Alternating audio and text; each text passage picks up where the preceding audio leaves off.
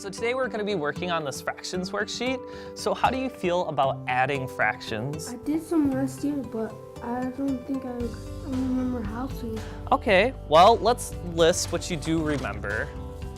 So I'm going to make 3 columns on this sheet of paper, and I'm going to label them K, W, and L.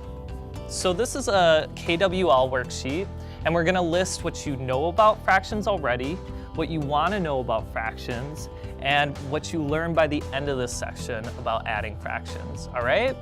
So for now, we're just going to focus on this K column. So what do you know or remember about adding fractions?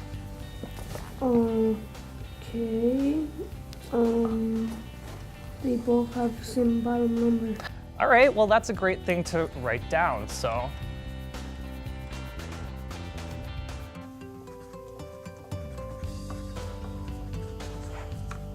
And what does a fraction look like? Could you write a fraction for me on this sheet of paper?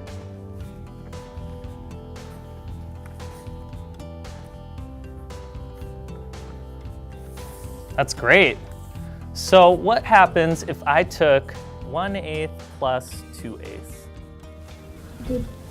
3/8. 3/8?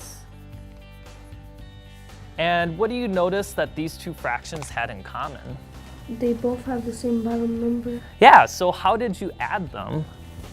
I put the top number and added them and equals 3. That's awesome. So that's another thing that you know about adding fractions. So that's something that you can write down as well. All right. So how do we add fractions that don't have the same bottom number?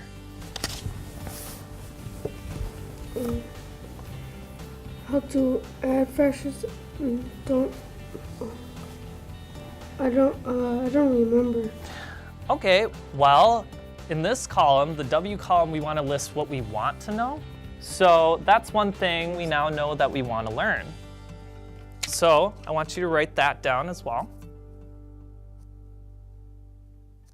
All right, so by the end of this session, we will learn how to add fractions that don't have the same bottom number, and then we'll reflect and fill out this last column on what you learned by the end of the session. Does that sound all right? Yes. All right, well, let's get started.